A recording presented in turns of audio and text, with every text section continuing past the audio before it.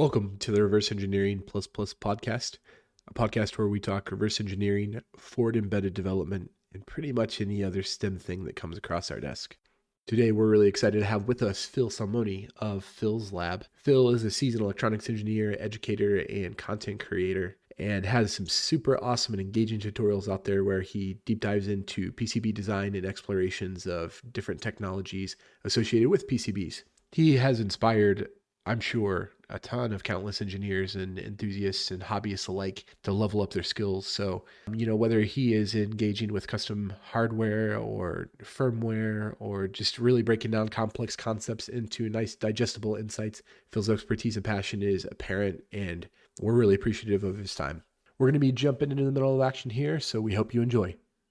What sparked your interest in PCB design, and are there any key projects or mentors or anything like that shaped your journey to where you are today? Yeah, electronics in general was always because of my dad. He's also an engineer, well, used to be before he moved over to the dark world of banking and finance. So we always did electronics projects together, little kits, and get from magazines, do some DIY projects.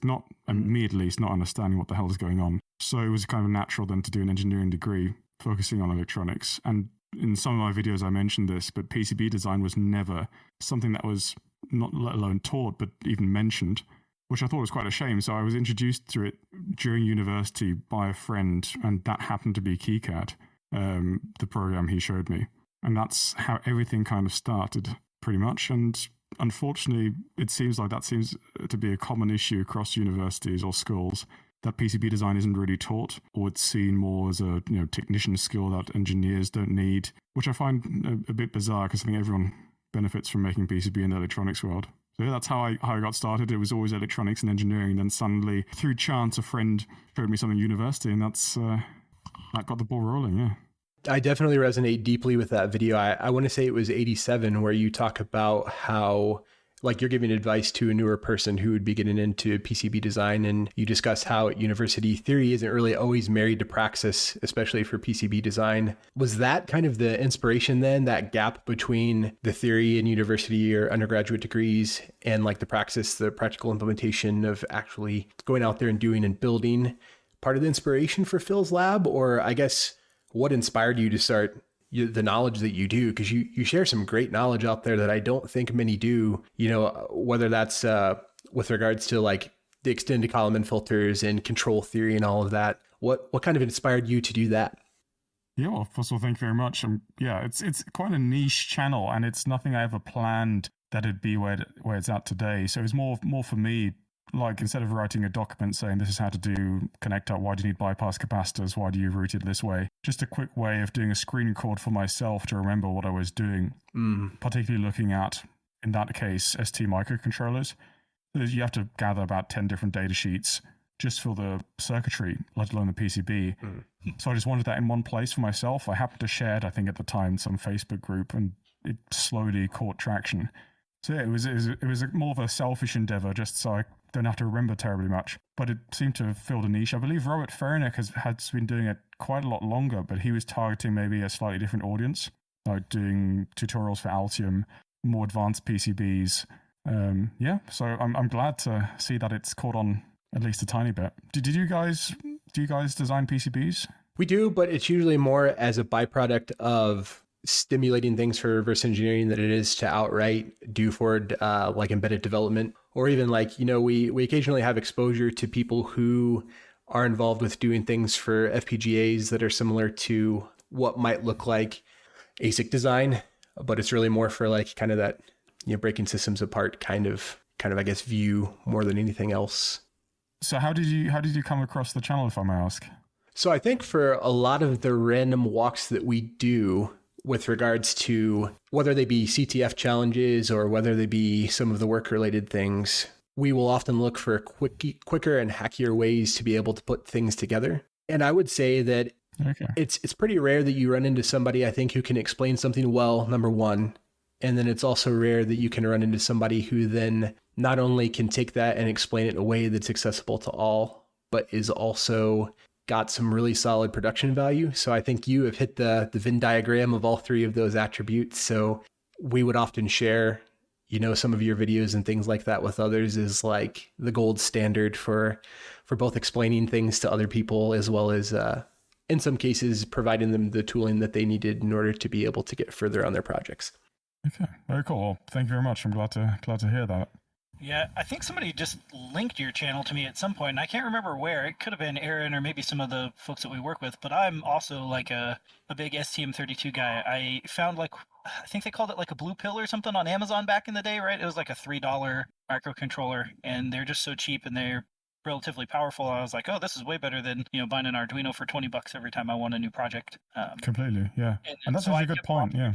Because especially I work with RF stuff, so like a lot of the stuff that I watch here seems to be an audio frequency range, but a fur filter is a fur filter no matter what frequency you're using it at. So I really like the implementation of those things. Okay, yeah, no, very cool. But the Arduino point is actually really good because that was a big driver as well, getting away from these pre-made dev boards and how do you get something that's more towards a commercial product or something that maybe you could sell, or rather than popping together small little eval boards or something from Adafruit, putting your own ST or whatever processor you use on a board, I think was also a big driver for the channel. And it opens up so many possibilities once you can do that. And once you've done it once or twice, it's always the same thing over and over again. And as you say, so many products have STs in or whatever processor you use. They're pretty much of a muchness. So, yeah. I feel like I find the ST microcontrollers pretty much everywhere now. I had recently, and I talked about this on another episode, I bricked my Switch trying to hard mod it unsuccessfully, obviously, and I had taken the dock apart because what was I going to use it for now? And there's an STM microcontroller in there too. And they had clearly labeled an SWD port for me, so I went ahead and randomly pulled the firmware off of it because I could. Yeah, it feels like more and more often, when I take stuff apart, I'll find like an STM32. The 103 series anymore. I don't. The F103s I feel like I used to see a lot, especially when I was first getting into quads and like clean flight and that sort of stuff. F103s boards were cheap and easy to come by, but now I'm starting to see the 4s, I think the F405s and such more often. Yeah, and they're great MCUs, and I just like the ecosystem around them. I know people are complaining about Cube ID and the hardware abstraction layers and things like that, but they're super useful just to get the actual project done rather than messing with, let's look through the reference manual, figure out which bits we have to flip in what certain register. For me, at least, I'm far more interested in solving the actual problem than the path that gets there beforehand. So that's, right. I think they've done really well. And the HAL has improved, QID in my eyes has improved a lot over the last couple of years. That also for the companies I work with, we pretty much solely use STs. We rely on the HALs, CubeID, and it just gets us all the products to market far quicker. So that's what really drew me to them. And I keep thinking maybe I should explore other microcontrollers than I have. But if we can find what we need with an ST, we're just going to go with that just because we're so familiar with it now. And they've got, what was it? I read it somewhere, 6,000 different parts or something. It's a huge number, but yeah. And I'm kind of in the same boat. I really like their environment. I'm not married to it. Obviously, if I want to use something else, I'll use something else. Like I use platform.io on VS Code sometimes instead. But especially starting off with a chip, starting with CubeMX and literally just selecting the stuff that you need, and it'll automatically turn it on for you, and then it'll just build you the framework, right? Like you get boilerplate set up at the end. I feel like that's a better step into things, and it allows you to transition easier than switching from the Arduino IDE over to AVR Studio did. It does a lot of the stuff for you ahead of time, but it doesn't abstract as much of it away. So it's easier to make that transition from I'm allowing ST to make a bunch of decisions for me to I'm gonna twiddle every bit myself. I guess just my opinion on that thing, but I do like their environment or their ecosystem, I guess, a lot better. Agreed. Yeah, completely. I'm going to say I definitely agree, but I think in addition to the tooling coming a long way and it supporting a lot of different features, the community behind it out there is really good too. So it's not like one of those niche MCUs that you might run into, which could have a high degree of applicability in the area where you want to work. But when you run into kind of a meatier question with it, it's nice to be able to fall back on that community to be able to answer some of those questions or see other exemplar code out there, to get things running for you.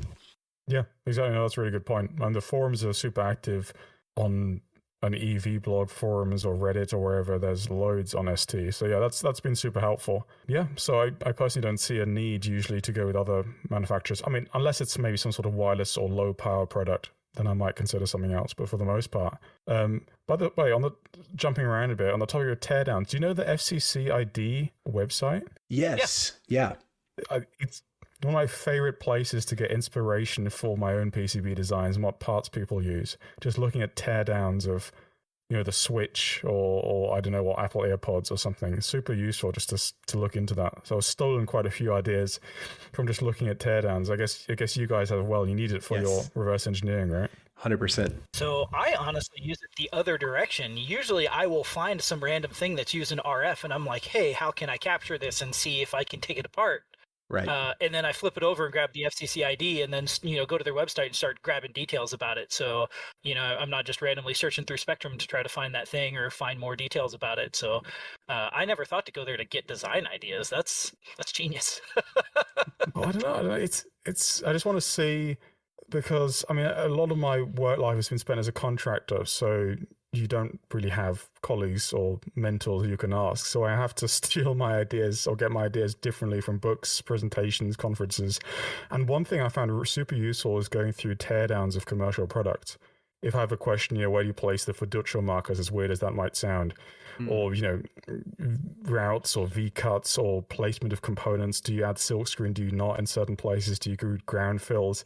A lot of that I can kind of steal from a mass market product. Like, have you seen I think it's the PS5 PCB teardown? No, I don't think so. I have. It is the best looking, as weird as that sounds, PCB I've ever seen. And it's so cool to see what decisions they've made just by looking at the PCB itself. I think iFixit has it on their website somewhere. So I'd strongly suggest looking at that, the PS5 teardown. And there's so many things on, should you flood, your signal layers with ground, or where do you place your fiducial markers? Do you place silkscreen on these high volume products? That's what I try to glean from these teardowns, but it's also a very nice looking PCB. Yeah, I'll definitely look into that and also throw it in the show notes. I was gonna say, the place I've seen it from is I watch a YouTube channel, a guy that just fixes like consoles and stuff. It's called Tronics Fix, which I feel like is a kind of comical name at least. But yeah, and like that's what it is. Like he'll like buy broken ones off of eBay and then fix them and then resell them. I guess it's like his gig. But that's where I've seen it from. So I've watched a bunch of like HDMI ports get replaced on them. But it is kind of a nice looking. So like my favorite part about it is like on the back there's like a pile of traces that come out and go to like the USB ports and stuff, and they're kind of routed really I don't know, creatively, I feel like. So yeah, it's just a super elegant PCB. Just the whole memory layout around the main processor, and just the exposed copper or ENIG for shielding. It's pretty cool. So also NVIDIA graphics cards. Maybe it's more of an aesthetics thing or looking into finer details, but I think it's a pretty useful thing to do, is look into that if one's interest happens to be PCB design to that degree. But right. Yeah. On that front, you've mentioned a couple of different folks. You've mentioned Robert Faranick. I know in some of your other videos, you also mention Rick Hartley and figures like Dan Jones. You'd mentioned his forums and things like that. And I think the FCC ID is another great, place to be able to go for lessons learned and ideas. Would you be able to talk about maybe some of those figures and interactions you may have had, and what from their work or books and things like that are amongst your favorites and how they might have impacted your work? Sure, definitely. On YouTube, specifically Dave Jones from EV Blog, I remember during university times looking up videos when I needed help with my courses on op amps. And the nice thing about Dave is he's got, a huge breadth of videos, but also really goes into the practical aspects of circuit design, because he is a circuit designer. So that's super cool. And he makes it incredibly accessible. So I really appreciate that. And he's got, I think, close to 1 million subscribers now. But then there's all these kind of more niche branches you can go off to. And one is Robert Faranick. He's a super nice guy. He's kindly asked me to go to Embedded World last year with him, so to be at his booth there. And he originally had that PCB design niche on YouTube, and he's still continuing. And now he's doing these expert interviews where he gets guys like Rick Hartley, Eric Bogatin, and so on to give hour 1 to 2 hour presentations, which are super useful, picking out, again, small bits of information and little gems that you can then steal and use in your own designs. So it's super cool to see something like that, because how else is that information accessible? And that's what I really love about that. Also, I think Ultimate Academy is also great with Zach Peterson, of course, and they sometimes have presentations they used to have presentations by Rick Hartley. One of the best PCB design videos is a 2-hour video on grounding. Now, to most people, that probably sounds incredibly boring, but it changed the way I designed my PCBs. Was that 2-hour video on grounding by Rick Hartley. So if you're starting out with PCB design, or if you're an expert in it, I think it's well worth a watch. And Rick Hartley also, I think, speaks at PCB East, PCB West, and has online webinars. So I try to absorb everything I can that Rick Hartley puts out. So I'd highly suggest watching that. But in terms of actual books and literature, I don't think there's particularly much, at least modern literature on PCB design from what I've seen.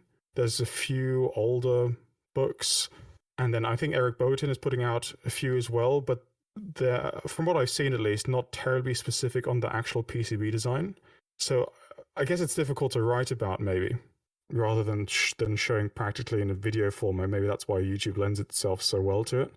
But if anyone has any book suggestions on PCB design, I'm always more than happy to take those on. I don't know if you've come across any other books or videos you can suggest, or what you've seen in the PCB design realm. Yeah, it's tough because PCB design specifically, outside of, I think, certain sites, like I think you used to have some on Udemy, and they're also, you mentioned Robert Faranek, and I don't know if you had mentioned FedLevel, but I know that your like advanced digital design with the FPGAs and system on chips is there now, along with the mixed signal class 2. But I almost feel like there are a lot more, you see a lot more of that, I think, in bolt-on or add-on classes, either attached to a conference or in a webinar. Another niche area too, digital signal processing. There's a great guy on DSP related whose content I like. His name is Dan Boshin. He actually had a great show with Robert, and they were talking about filter design and hardware. And so I feel like most of the things that you really kind of want to get into the practical nature of tend to be in that kind of space. I don't know exactly why it's common to have that inside of like university, or maybe it is, and I've just not gone to the right universities, but I'm allured to thinking, talking to others, that it's not. So I would say, of course, outside of that, some of the common bench, let me pull it up over here. I think the classic Horowitz and Hill Art of Electronics books can't be beat when it comes down to worrying about the components themselves. Yes. Yeah, I mean, as you say, I don't think PCB design is really taught, or more practical electronics taught in school or university. That's what I've seen from the reactions to the video mentioned, video number 87, which goes roughly on how to learn PCB design or how I'd go about it. And the reaction to that, and generally when I talk to other people about PCB design, that yes, it isn't taught at all, usually at university. But then again, I always wonder, how would I structure a 4-year engineering course where you have to fit in so much? But the issue I had with my course, that it wasn't even mentioned, PCB design. We didn't even have one lab on it, which I think is frustrating, because even just being introduced to the idea of PCB design, and which exists in pretty much any electronics, can lead to so many different paths. So I wish they would at least mentioned it. But yeah, it seems to be a common case. And also, where do you get information on PCB design from? You might not necessarily be your career or what you work with. And if you do work with it, everyone seems to have a differing opinion on certain PCB design topics, regardless who you ask, if it's with copper pores or how many layers or how you do this routing, and everyone's got a different opinion. I guess it can get quite difficult to filter out what is actually correct. So yeah, not entirely sure what my point is trying to be, but typically I try to test it for myself. So I've gone through doing things this way, that way, and see what works the best. And also back to those teardowns or looking at other people's designs or commercial designs, that's what I try to follow. They clearly know about volume production. They clearly know about passing EMC, CE, FCC, and so on, testing and marking. So that's the paths I usually take, is by people who've done this practically, maybe in higher volumes depending on the product. But yeah.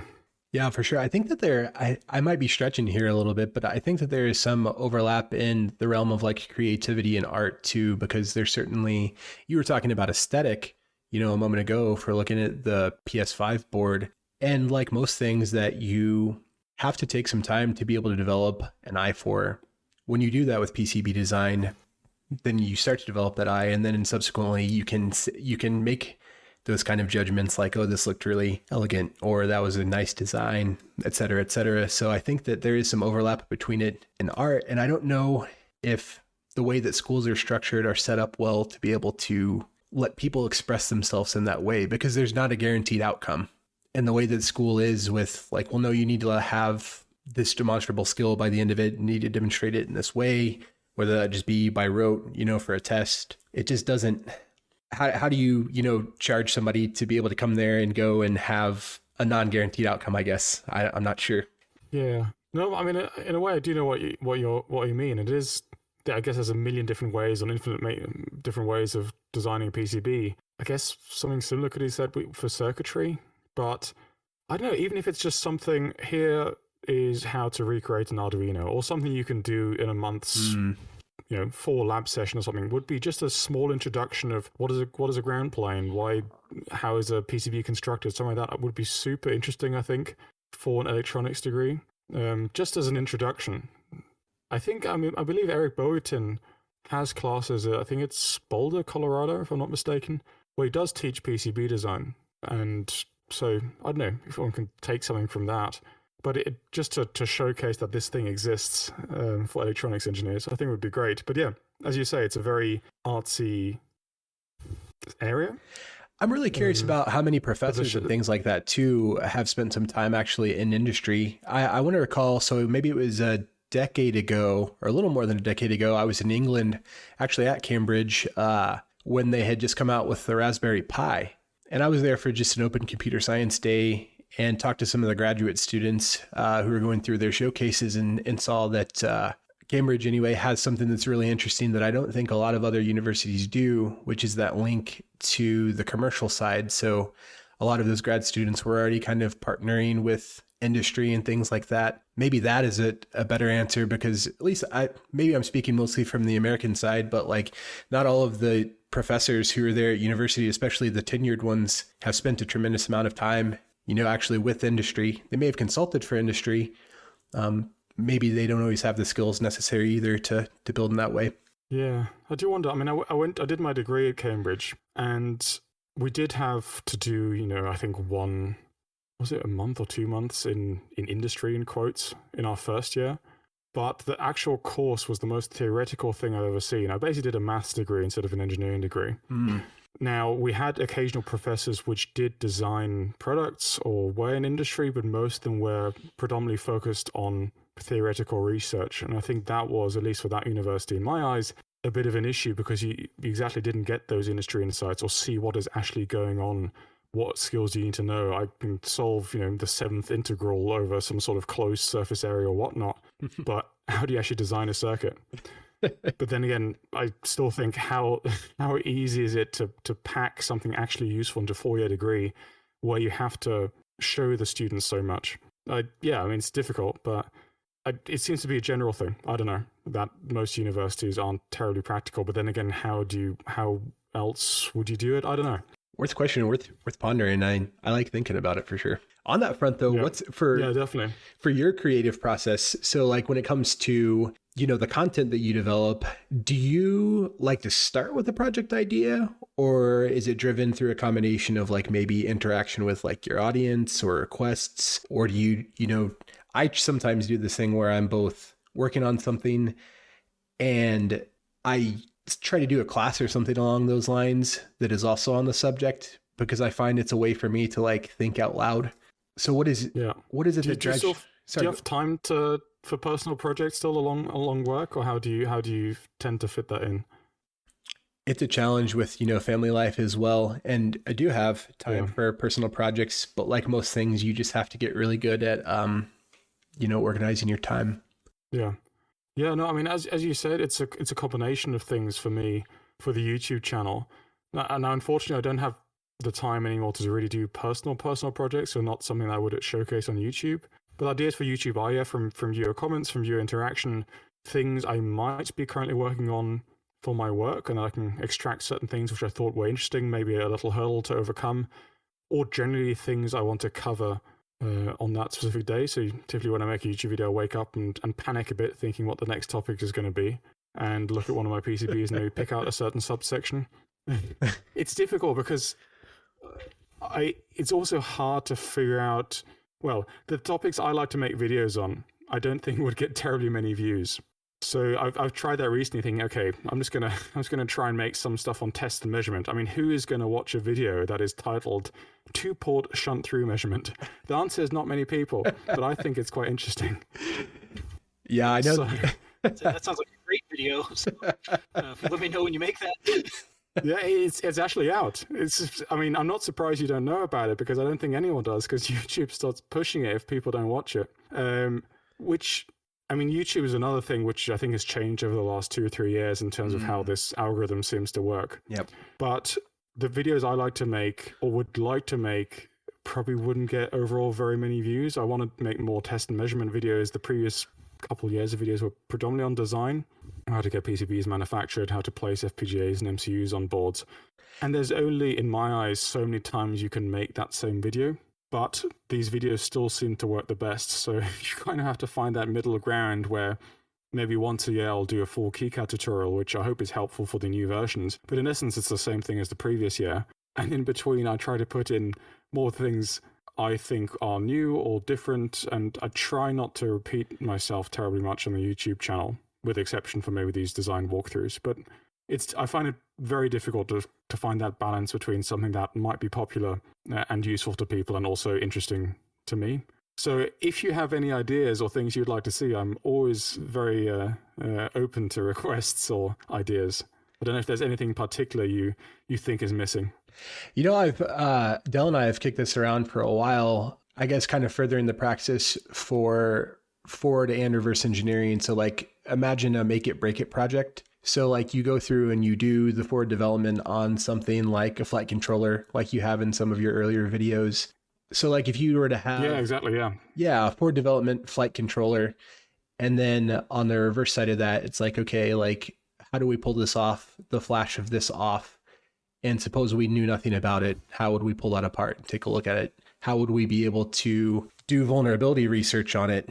And that's a lot easier on commodity desktop binaries because like malware is so common and all of the people who specialize in that are pretty common and the tooling is pretty widely adopted and used. But that's a lot harder for embedded systems because there are so many different types of architectures. There's so many different ways you can design something. So I know one thing we had kicked around for a while was the idea of like a make it break it type project series where you forward develop something and then show how you could break it apart. I think that's not only for the embedded systems, but also for like blind signal analysis, similar to like Balint Sieber, how he does. I don't think he's put anything out in a little while, but he did have, what would you say, Dell, probably like a decade ago, he did a couple of DEF CON talks about how you could use GNU Radio Companion to be able to do blind signal analysis. So I don't know. That's one idea I think that we had kicking around there for a while. Okay. And have you ever thought about branching out to YouTube, making those kind of videos? Oh, definitely. I think that podcast is probably not the best forum, to be truthful with you, when it comes down to like demonstrating most of these concepts. But I think that, we are somewhat limited by time a little bit. And as I had mentioned, this really stemmed out of our lab conversations. Or, you know, you're leaving work and you're in the parking lot and you talk about something that's really interesting that you came across that day and just kind of laying a soundtrack to that for other people maybe to hear. And if they resonate with it, cool. And if they have similar things or they can hear something that we did and want to be able to chime in and say, oh, you guys are way off, you should do it this way. But yeah, I think branching out and both sharing some more like on GitHub as well as YouTube is probably in the future of the show. What would you say, Del? Yeah, that definitely is something, like you said, that we've talked about, and I would love to do that. The nice thing about the podcast is, at least until we kind of figure things out a little bit and things like that, it's a lowish barrier to entry. I am maybe among the worst video editors on the planet. I don't know how people make videos that other people might want to watch, but anytime I've ever tried it, it looks like the hottest trash available. So aside from some basic, like I have streamed a couple of times on like Twitch and stuff like that, just doing like software RE on, say, an STM32 or use some other random ARM chip, which actually it turns out is really boring in the beginning because it's like, 45 minutes to an hour and a half of me typing in addresses and naming memory spaces and things like that, which isn't exactly riveting stuff. The other parts of it that we have streamed with some folks and things like that are, like doing the polls and, examining the PCBs and figuring stuff like that out. And that I think would be something interesting that we could probably get on YouTube if we kind of sat down and figured it out. Aaron and I kind of, as you may have been able to tell so far, are prone to starting off with a really good plan that goes out the window several seconds into implementation. And then we just wind up with whatever these two randos decided to do that day show. So I think that's kind of where it I struggle with that sort of thing. Is just like, okay, like you kind of got to get a plan and get things in order. And it's a little bit more difficult to make videos and stuff. So I guess that's my rambly answer. Sorry. No, but I mean, I would watch that. I mean, to be honest, I've done next to nothing to do with hacking or a tiny bit of reverse engineering. So I'd definitely be up to seeing more visually what you guys do. I think it'd be super cool. But as you say, right, I would also be interested in watching those first 45, 50 minutes of you setting up address spaces, just because there isn't terribly much of people actually doing that, I found. Or maybe that is hidden from YouTube, I don't know. But that's also the how do you strike the balance of what content do you put in? You don't want to condense it too much. You don't want to make it too waffly. It's hard to please everyone. But I mean, I'd love to just do a day stream where just film me doing my normal work. I think, at least for myself, seeing that from other people would be interesting. So I'd be happy to watch your waffly video. So let me know when that's out. Yeah, we definitely will. See when we put that out. Maybe there's a potentiality for some crossover there. In the memory space in Ghidra. Yeah. A crossover where you make something and we pull it apart. Sorry that. So it is kind of interesting because you say that, because it I guess in hindsight it's not dissimilar from what you kind of see in some of your videos and stuff too, where you're showing the data sheets and stuff. It's just like, okay, I start off with exactly this chip, and then you're just going in there and you're like, okay, and it's the same thing as everything else. You're going through all the same process because you need to get all of these registers and all that stuff into Ghidra and build all these structures, however you like to do it. So it's kind of just like the reverse direction. It's like you're doing all the same stuff you would do for forward development. It's just you're doing it with somebody else's code base first, and you need to start identifying stuff. So when you start to see reads and writes to registers, you have some idea what's going on. Otherwise, you're just like, great, we put a thing in R1 and wrote it to this memory address, whatever that means. There are a lot of things that you do pick up along the way, though, like, for example, where it is that you can actually go to find data sheets and what some of the I mentioned it, I know, in an earlier episode, but there is at one point I was reverse engineering a TI-DSP chip. And, I was setting up the gel script to load it in, and I was going through and dynamically REing it. And I spent just like a month on this function that I had no idea what it was. And it turned out to be the sign function. And so there's a difference between, knowing the name of something and knowing something. So it's easy to take for granted libraries and things like that you use on the forward development side of things. And just, here's the bits that I put in. There's a memory where I'm going to store some result. There's my first part of the function. There's a second. And, Bob's your auntie. We're off to the races. But on the RE side of it, worrying about the calling convention that's being used, or worrying about what memory it's stored at. Is it stored, in SPI flash, or is it stored within inside of the device itself? Is it possible for you to be able to even get to it? Are there defensive mechanisms and measures that are in place? I know that you feature some content with ESP32s. We love those, but at the same time, they've got some good mechanisms built in there to be able to protect the program at rest, which is a problem. Then you run into the issues where there's a million other small microcontrollers and systems on a chip that are more and more developed, I think, every year. So if you have some no-name, Chinese chip that you cannot find any data sheets anywhere about, how is it that you start to RE that? Well, you may be left with no choice but to be able to just turn it on, start to hook up some traces and observe waveforms and things like that. So yeah, you're right. There's a lot of, I think, overlap between the two, where maybe not everybody is interested in all those really intimate details, but I think for some people definitely will be. Yeah. No, again, I would definitely watch it. I think it's super interesting. And also, what's your kind of motivation for doing reverse engineering? Is it just to learn what the weak points are, or because you want to learn how the product works, or what's your kind of drive for it? Yeah, it's usually more like security research, to be able to give tips back to folks about like, were there somebody else who would be taking a look at this and wanting to either copy your design or wanting to, do some nefarious thing to it? Here would be good footholds or handholds they could have to do that, and recommendations for changes and fixes. Neither one of us has really gotten too much into bug bounties or anything, but that is another area that people can springboard off into. And I think that exists a little bit more.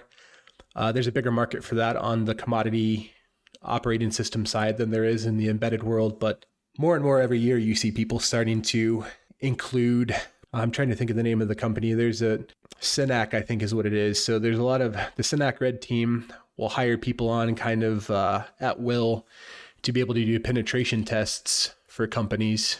And it's not their hardware department isn't very big, but it's growing a little bit more every year. And I think probably those of us in like the hardware reverse engineering and information security side of things rejoice to some degree, because a good day for us when, the retailer Target's HVAC controller gets hacked and then they had it connected up to their point of sale system at the same time.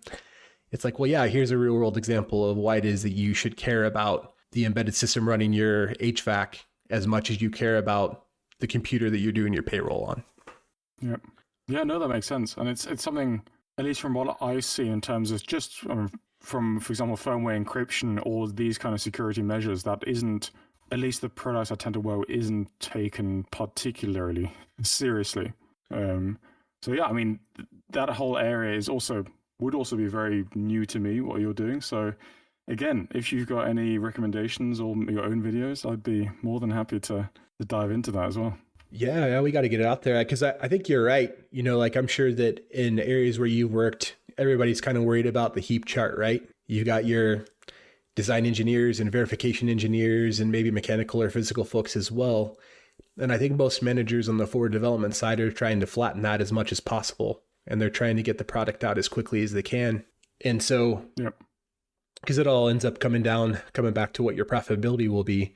And so if you're getting it out there, sooner rather than not, maybe you don't have a lot of time to be able to test every possible edge case that you can from a security perspective. And I think many vendors just are irresponsible and don't. I think that's the big conversation that you see out there in the news with regards to some of the like home IoT routers and things like that, which have been used, co-opted by individual actors and state actors to be able to bounce their traffic around, the internet and obfuscate a little bit where they're coming from, which makes it then harder for law enforcement and other people to be able to track down where certain things originated from. So not too far of a stretch from good forward embedded design practices to, security, whether that be IP or information, property of a company or Yeah, no, completely. Yeah, and also just maybe also my general naivety towards that, or maybe just being unaware of what options there are to get into systems, or what there is to in terms of preventative measures, or what one should be doing. I mean, I mainly do hardware, but I'd be so far removed from that I'd be interested just seeing like an insight of what are the typical cases for embedded systems.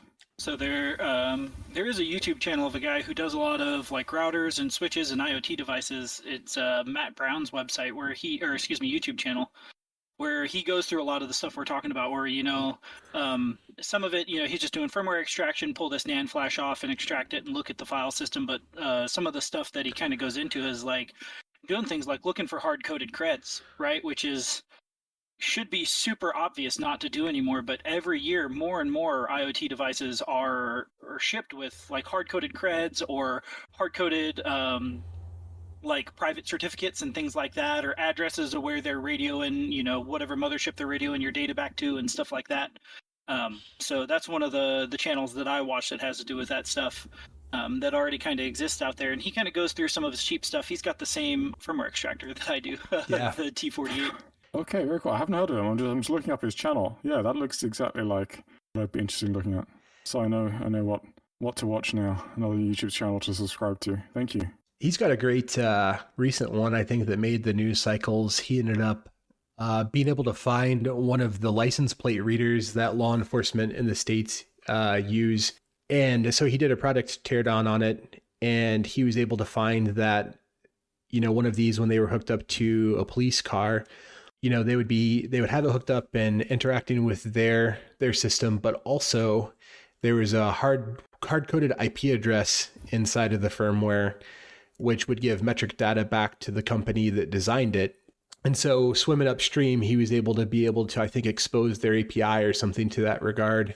And, then you're worried about publicly available information maybe out there about somebody when you've looked up their license plate and potentially resolving their home address to who they are as a person and the make and model of their car and all of that. So yeah, some great. There's a pre-crafted Shodan search for that now already. You know what I mean? Like once somebody releases information like that, like you just can't get away from it. And the search engines like Shodan and stuff like that will expose that stuff so fast. They will. Yeah. Oh my goodness. Yeah. They will. Oh, very cool. Yeah, I've pulled out that video as well. So those are on the watch list. Very cool. Yeah, it's always find nice. Always like branching out because I tend to get stuck in my little area of electronics and embedded systems. So it's nice to have these extra insights from the outside world. So thank you. Well, I think for guys like you, stuff like that's really important to watch. I don't know, I guess in my opinion, because like you're making products for customers and stuff like that. So, that's kind of at least at a minimum stuff to think about. Is like, are these guys thinking about security in the slightest? I mean, if it's like the one little whoop, the bumblebee, I think that is on your channel that you had designed, that's probably not a big deal. But when you're starting to get into stuff, anything that's connected to the internet, honestly, like if they aren't taking security seriously, like even at the physical layer, it can get out of hand really fast. Yeah, no, completely. I mean, most of the devices I work on are within audio. So, not connected devices. It's kind of mixed signal electronics, not particularly, if someone were to hack it, I don't think it would be the end of the world. So maybe it's my excuse, but I'm a tiny bit further removed. But you're completely right that it's something people, me included, should be more aware of when working on these devices. So yeah, no, thanks for sharing that. It's very cool. Yeah, and no problem, and happy to continue on that conversation, at a different time, but, pivoting it back onto your tools and design philosophies and thoughts about forward development. I loved that video that you did early on where you were talking about developing the power supply and trying to make sure that there was minimal ripple. And I think that it had awesome tips on like decoupling and things that we can do to make or break a design. And I've definitely run into similar issues to that myself, but I think that maybe that kind of hacky mindset will also maybe sometimes give me the attitude of like, I'm just going to do it live. I'm just going to roll with it. So I'm curious. I think that from what you always put together on your videos, you seem to have a high level of polish and you're a very deliberate guy when it comes to your design, but do you ever just go for it? I mean, that's a good question because I sometimes want to just go for it, but I know this will most likely, it's either going to end up on YouTube or for people to critique, and the smallest things, of course, you're going to get comments about. Right. So I try to be very particular about my designs, and also for client work, and also because I want to hold myself to a certain standard, whatever that standard might be. So I have a certain philosophy of how I want my boards to look or be laid out, and that I don't just, wing it or just chuck something on there. For personal projects, I don't know. I always have it in the back of my mind that I might be using this for YouTube. And so I always try to put in at least that effort that I can't get roasted too much in the comments for it. I mean, there's occasionally, of course, there might be different ways of doing things or maybe even better ways of doing things. Someone far more experienced might tell me, you could do this better, for which that kind of feedback I'm super grateful for. But I try to have it to a certain standard where I can minimize the roast, so to speak. But yeah, and also I think it's nice, as we talked about earlier, taking pride in the aesthetics of the PCB. Schematics is something someone's probably never going to see. I mean, the PCB probably not either because it's usually an enclosure. But if someone were to happen to do a teardown, or if you guys were happen to do a teardown trying to break into that product, I'd at least want to make it look nice. I don't know, just some sort of signature. As you say, it's kind of the only place where I can be somewhat artistic. So that's what I like to do. I like to spend a bit of extra time just getting things right, at least right in my eyes. I know. I really do appreciate that, seeing it. Thank you. Thank you very much. I mean, maybe it could be that it's too much, right? That the time might be better spent elsewhere or starting on the next project. But Maybe I'm just too particular with OCD on tidying stuff up. I don't know, but I'm glad you approve at least. For whatever that's worth. Yeah. For your design tools and stuff like that, I do see that you often will use both Altium and KiCad. Between the two of those, what's your take on the relative, strengths and weaknesses of each of those and their applicability as used by both hobbyists and professionals like yourself? Yeah, I mean, KiCad, first of all, is great, and it gave me my start in PCB design, and for that, I'll be forever grateful. And every year, it's moving along very nicely. I mean, I think, is it version 9 out already? I'm not even sure. If that is, I do need to make a new video on that. But I think it's great because it's free, it's accessible, it can do, in essence, pretty much any PCB design you want. That being said, I use Altium 99.9% of the time these days and for the last N years, just because I prefer the library management system. I'm just far faster at it, maybe just because of the time I spent using it, of course.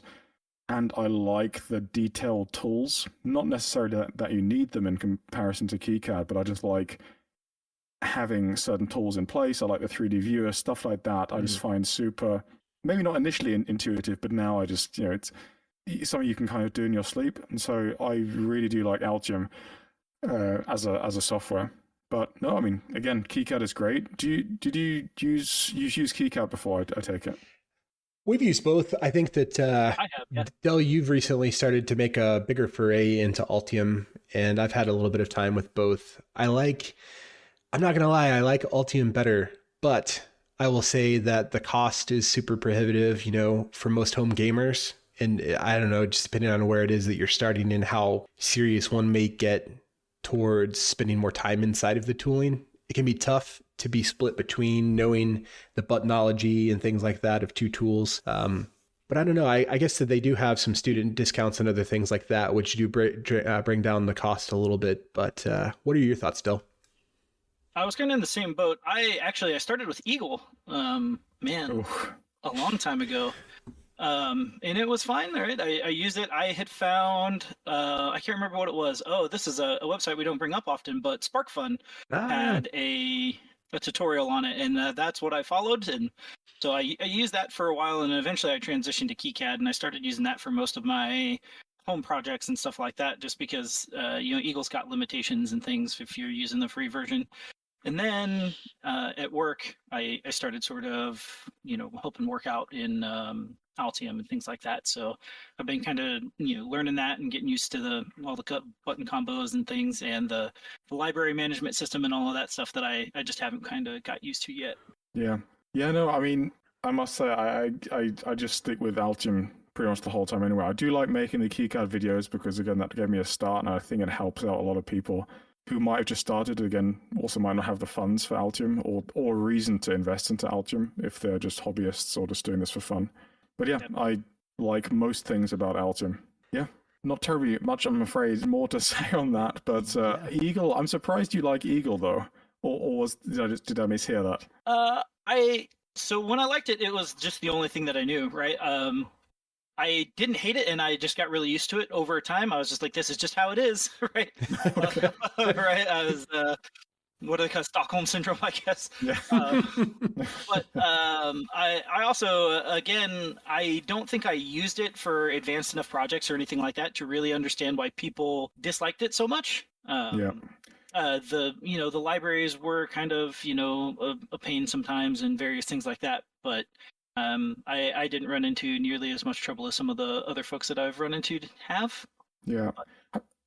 Does Eagle, I mean, they might have changed it because they merged with Fusion. Do they have a 3D viewer for the PCB? I don't know, because I haven't used it in quite a while. Yeah, because I think that is a huge, as weird as it sounds, I think that's a huge downside to PCB design software not having a 3D viewer. I've caught so many mistakes via the 3D viewers, rather than just always having that flat 2D view. I don't know if you've had the same with your designs. Yeah, every view helps. Just like way back in the day when I thought I was going to get into architecture and first kicking around in that. And dealing with those tools as they evolved over the years. I would say that the more kind of views you have, or the more ways you can have to kind of prosecute a design before it goes off to somewhere else is better than not having them. Yep, completely. And I have that, it's become an issue. When it's time to export the Gerbers or whatever output format you use, the amount of times I see things in the output files and have to go back, change, re-export. I think it's probably more OCD, but as you say, having all these different views is super helpful. And particularly the 3D one, I just find super helpful. Also for mechanical routing, seeing if things overlap. So yeah, sorry, but a bit of a tangent. But yeah, Eagle I could never really get happy with.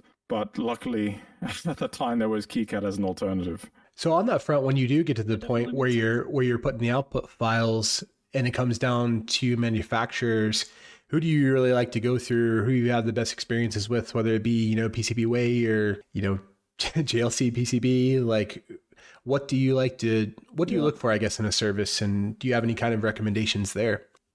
Well, we've used quite a few different ones. It usually actually ends up also for clients and, contracting.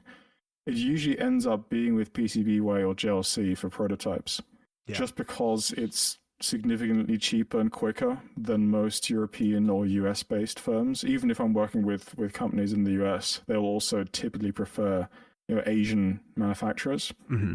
Quality issues we've not really had terribly much. Occasionally there's some small hiccups, but also the systems are so automated now, and we've just been through the process so many times that that's what we go with. What I do also really like is Euro circuits. They're in Europe, Germany, Belgium, somewhere like that. And they have a tool, that online DFM or footprint checker, which I use all the time. It is super helpful for catching any footprint mistakes or making sure your bill of materials and your component placement files are intact. And on top of that, their PCB is actually really good quality. Of course, more expensive than most Asian companies, but still fairly reasonable in terms of cost. But what do you guys usually go with? Not gonna lie, usually JLC PCB, because I'm just not. We're not doing big batches typically. You know what I mean? Yeah. I think in the early days, I used Oshpark a couple of times. Yeah. Yep. But again, once JLC PCB and PCBWay kind of became more prolific, I wound up going with them just because, like you said, the cost. It's tough to beat, even if I want like a different color PCB, right? Sometimes I like my PCBs red because, I don't know, I just think it looks neat. And the cost there is just always a thing for me. Yeah. And I think also on the topic of cost, the timing was just right with people or companies like JLC and PCBWay. At the time of actually starting the YouTube video, the assembly costs or manufacturing costs came down significantly from what it was before.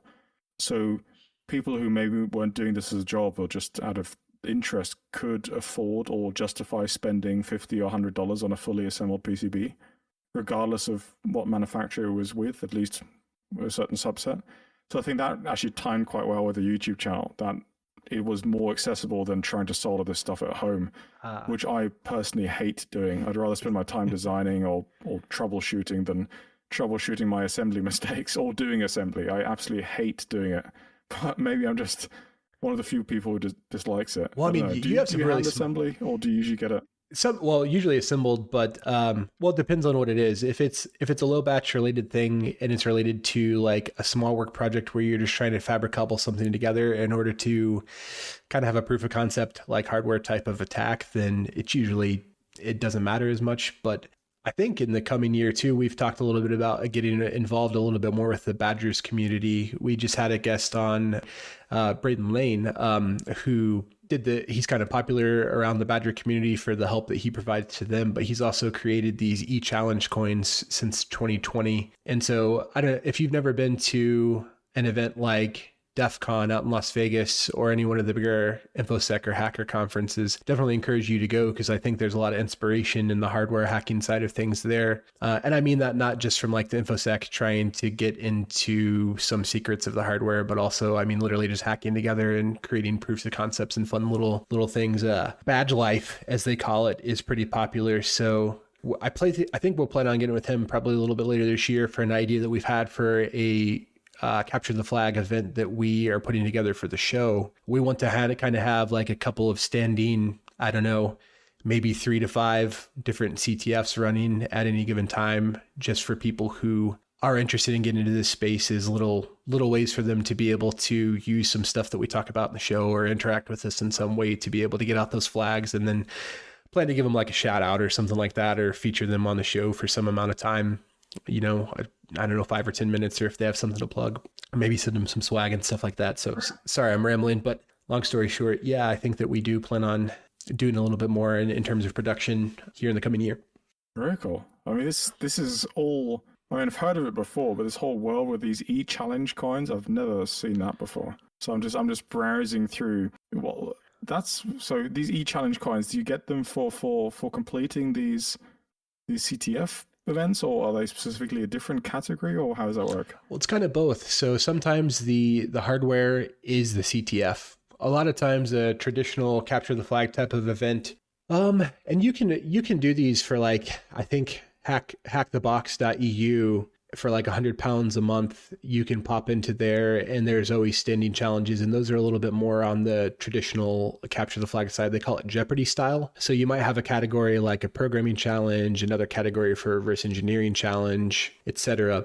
And so it allows you to keep your tradecraft honed if you're a penetration tester or a security researcher.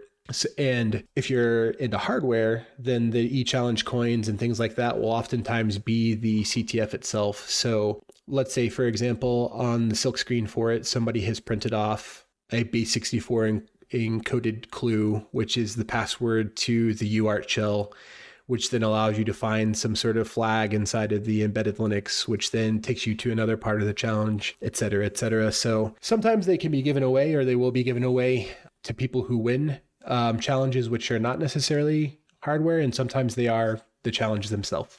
That is super cool. It's kind of like, because I love doing those escape rooms, so it's like a hardware-based escape room-ish kind of thing, right? That's very spot on. Yep. So in one of the things I was going to mention is you've kind of mentioned a couple of times now the artistic side of developing PCBs or making PCBs and things like that. And Badge Life is pretty heavy into that. I posted a link in Discord to one of the ones that I bought. It was called the Duck Badge, although it was kind of a rogue badge out there. They had to kick him out of the building a couple times. But because Vegas has very strict tax laws and things like that when it comes to that stuff. But so the neat thing is you could put it in mesh mode, or they called it flock mode or something like that. Whenever you'd click it, it'd make a quack sound, and then it had a 433 radio, and it'd transmit out to all the other ducks nearby, and every duck that got that would then quack back. And the whole thing is shaped like a duck.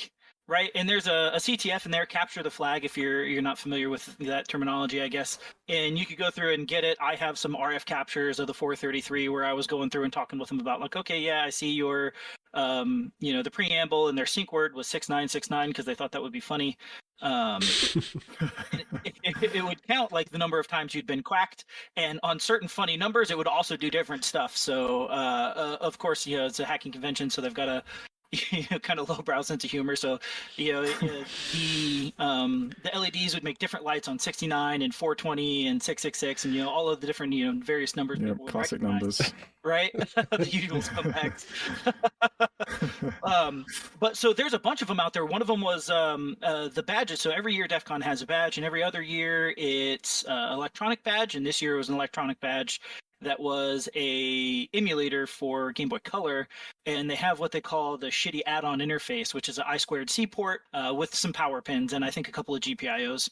And so some of those folks would have like infinity mirror ones that would like latch onto there.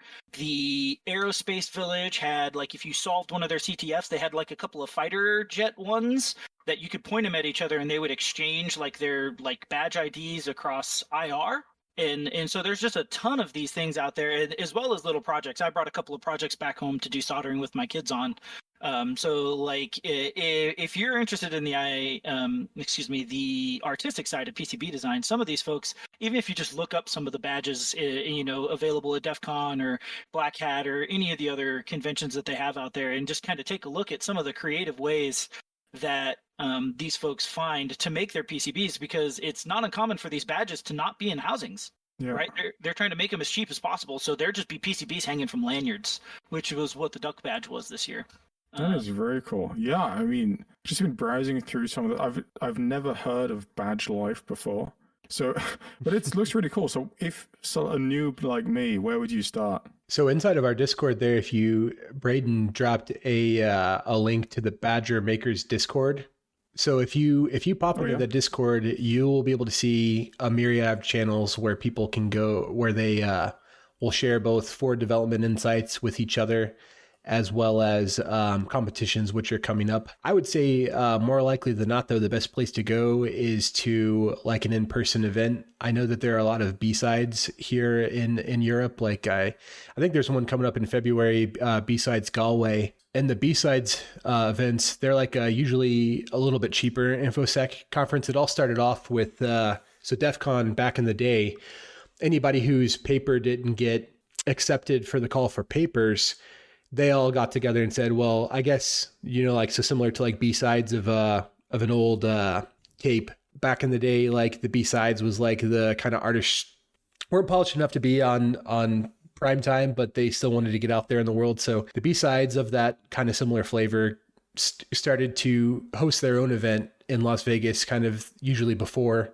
But long story short, now there's B-Sides events that happen all over the world, pretty much in every country. And what they allow are usually those maker or hacker communities to get together and talk about interesting security research that they're doing. Well, at those events, there's usually like a hardware hacking village, or like some group which will be dedicated to hardware security. So that's what I would say if there was somebody who is wanting to kind of get into that to start with, is both pop onto the Badge Makers Discord and or go to whatever your local B-Sides event is and kind of mingle with some of the Badge Life people. And from there, you'll just start to, before you know it, you'll have your computer open and you'll be in a serial connection to these badges, trying to figure out how to tell it you should drink more Ovaltine to unlock its secrets and all that stuff. So that is very cool.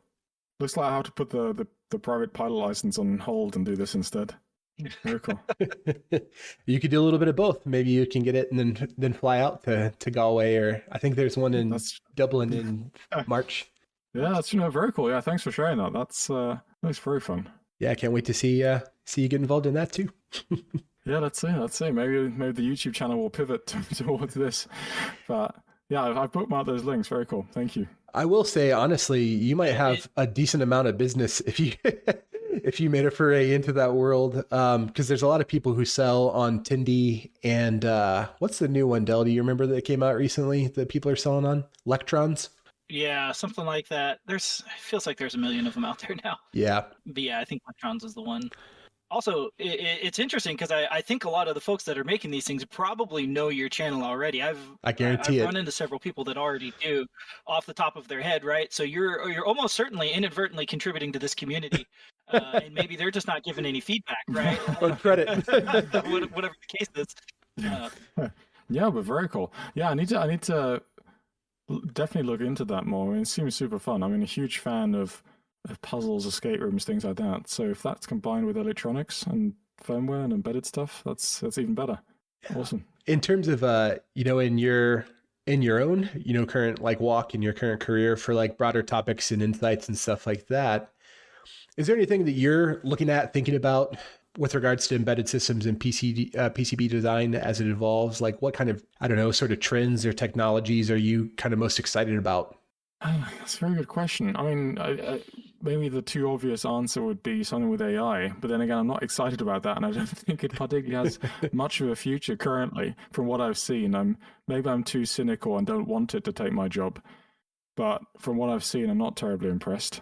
I don't know, in terms of embedded, maybe I'm just too old-fashioned. I like my old school Shark audio DSPs, my FPGAs, and that's the kind of stuff I enjoy working with. I'm not sure if I keep up to date necessarily with the latest trends. Mainly so maybe in the audio industry, where stuff is moving or has been moving far more into the digital realm. So I play guitar, and guitarists usually love their old valve or tube amplifiers, and that's disappearing more and more. So a lot of stuff is just being done on digital processors with some ADCs, DACs, and some analog front end.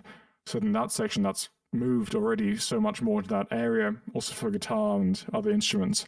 But any other more modern involvements outside that area, I'm afraid I'm too in my small little world to know that, I'm afraid. Or is there something you have in mind? No, nothing at all. Well, number one, I definitely agree. I'm not impressed by a lot of the advancements, so to speak, in AI. I think that people are co-opting the term as well. I'm sure as you probably saw in embedded world to just slap that sticker right on everything else. Like I remember around the early 2000s, like people would put like, Y2K proof, and certain things like that on a lot of their designs, just like, give me a break. Or, just name any kind of marketing generation of marketing buzzwords. I think that we're firmly enmeshed in that right now. And I would love for it to go away, but I think it'll probably be here to stay for a little bit longer. Yeah. I mean, it used to be called machine learning about 3 years ago. And I was okay with that term because that's exactly what it is. Yep. Whereas artificial intelligence, only half of that is true. Right. But yeah, as you say, it gets slapped onto absolutely everything. That being said, ST have recently, or just about now, released a new STM32N6, which has, what do they call it, a neural accelerator or something like that?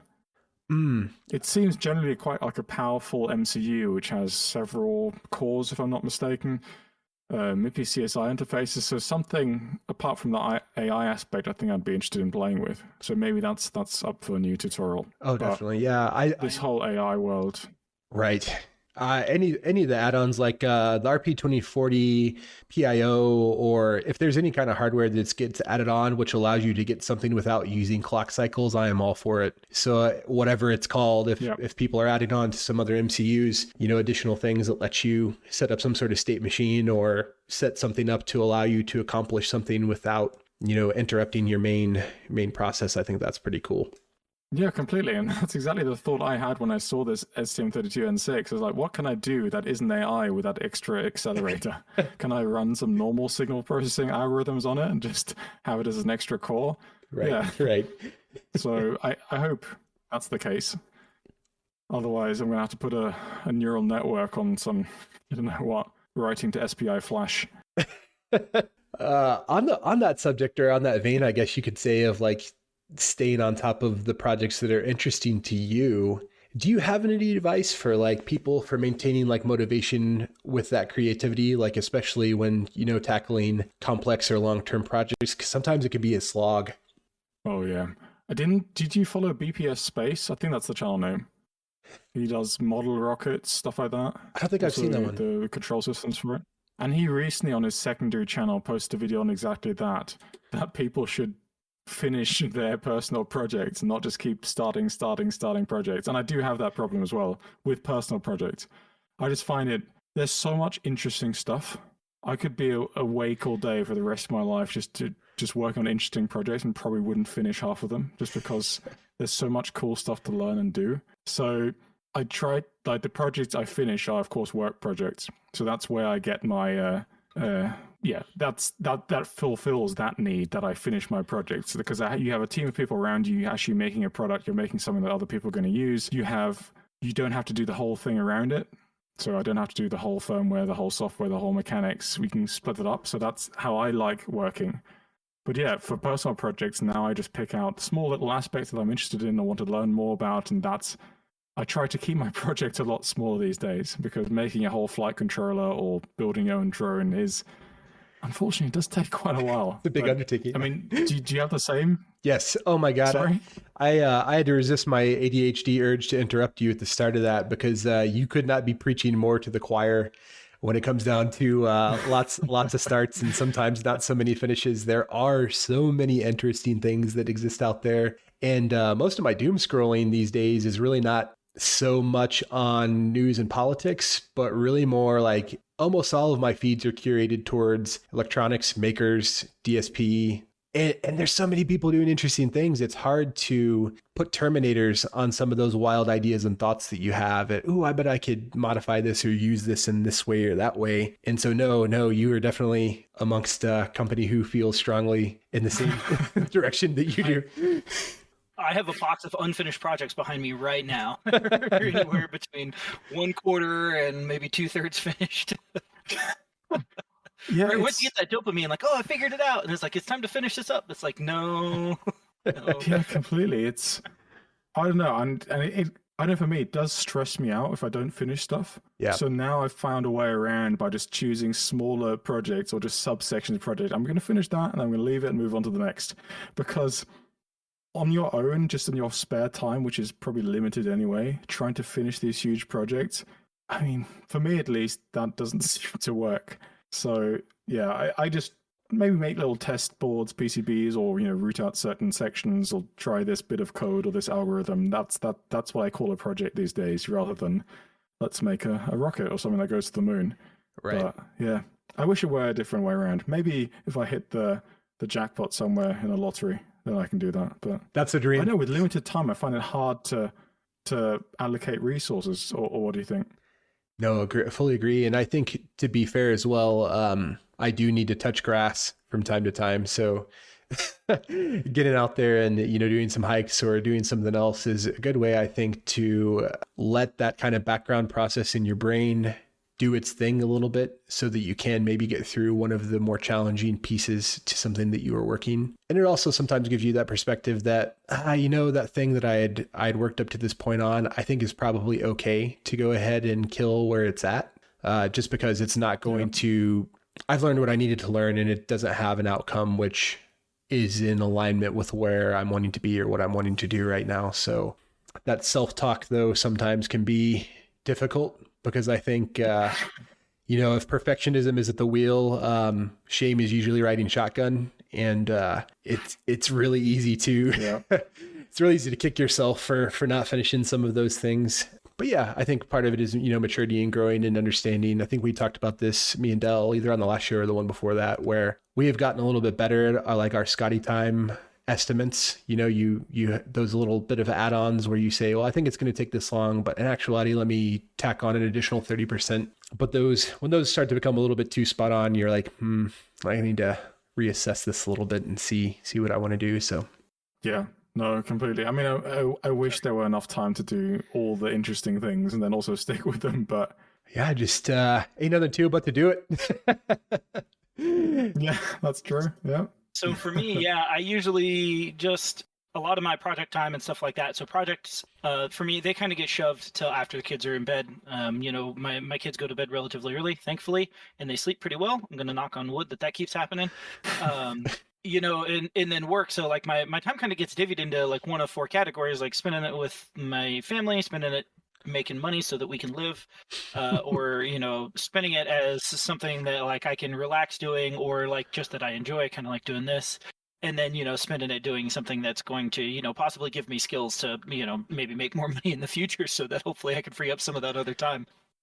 What's next for Phil's lab? Do you have any kind of sneak peeks at upcoming projects or collaborations or topics you're excited to explore or thinking about for this coming year? Yeah, definitely. I mean, for the videos, despite getting lower views, I really want to get more into test and measurement stuff, in particular looking at power distribution networks on PCBs. There's some videos also on Robert Ferenek's channel and the Omicron Lab channel, which are super interesting, getting actual insights into the power distribution networks, looking at impedance profiles, and that's when I kind of want to show in a practical sense how to do that yourself at home. So that's kind of planned for the next few videos in YouTube. But I am actually working on a new course, hopefully to release this year, which is mainly on full cycle product design. So starting with an idea, going through the schematic PCB design, and then also getting it tested, certified, what that process involves, looking at the mechanical aspects. So what I pretty much do for my day job, hopefully condensed a bit for a course, and also having fully tested functional hardware, of course. That is quite a lot of work, and trying to fit that in next to my normal job. So it will take a bit longer, but those are the plans, at least for now. Super excited to see about those. And as mentioned before, definitely I will gladly check out those videos if you get into things like power profiling too. As a matter of fact, Braden, our last guest, was just talking about grabbing a Nordic power profiler, because a lot of those e-challenge coins and things like that, he's looking to try to either optimize for power to where they can last, over a weekend through a capture the flag type of event, or in general, pack more on while not hurting battery life too much. So yeah, I think that, again, you got to get into that Badgers community. I'm sure that people will be chomping at the bit to. Yeah, definitely. Yeah. Yeah, true. That's what I should have said. This is what I'm actually going to be pivoting into. None of this PCB design rubbish I've been doing. Yeah. Well, I'm told. I don't work into myself, but I hear like verification engineers and things like those are always highly sought, but they're not as, kind of sexy to a lot of younger people who are coming out of university. A lot more would prefer to be in the design work. But certainly if you are part of a big group who's trying to verify or you're trying to get a product out the door, I know that verification engineers are highly sought. Yeah, no, definitely. Yeah. Yeah. But as you say, I'm a bit more, I do lean towards the design far more as well. It does seem, at least to me, a bit more attractive. But yeah, every engineer is needed in that regard. Yeah. Where can listeners best support your work and or connect with you for any kind of questions or feedback? Mainly through my YouTube channel, Phil's Lab. Happy to answer any comments there, or if you subscribe. I also have a website, phils-lab.net, and you can reach me under there. There's a contact form and also my email address there. So if you have any questions or want to get in touch, then those are the best places to do so. Excellent. I got a final and very important question, and it's Tetley, PG tips, or something else. PG tips. Oh, that's the problem. I'm not English enough and I'm not German enough to answer beer or tea related questions, I'm afraid. Fine. Well, the correct answer is Tetley, so I just had to let you know. Okay.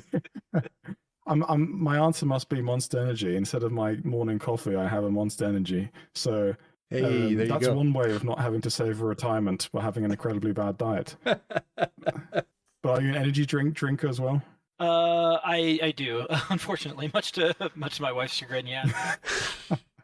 At least you have someone telling you this is a bad idea. I'm just open loop. Just one a day does not keep the doctor away, I think. Phil, it is a pleasure talking to you, sir. Thank you so much for coming out for the show. Looking forward to seeing where you might go, especially if we can link up or something at an InfoSec conference. And yeah, definitely. Thank you so much for having me on. It was a pleasure talking to you both. Del, do you have anything else? I don't think so. No, like you said, thanks for coming out. It was awesome talking to you, and kind of learning about how you do stuff, and learning that there are more videos that you have. The last one I watched was the USB HID video, so now there appears to be 2 more that I need to watch. Okay, that's something to put you to sleep. That was Phil of Phil's Electronics. All right, so to wrap up the show, if you want to contact us, you can reach us out on Blue Sky. There we are, repp.show. You can also contact us via email. I'm Aaron at repp.show. And I'm Del at repp.show. Thanks for listening, everybody. And our next one will be joined by Alvaro and Jen Castillo of the Unnamed Reverse Engineering podcast. So please do tune in.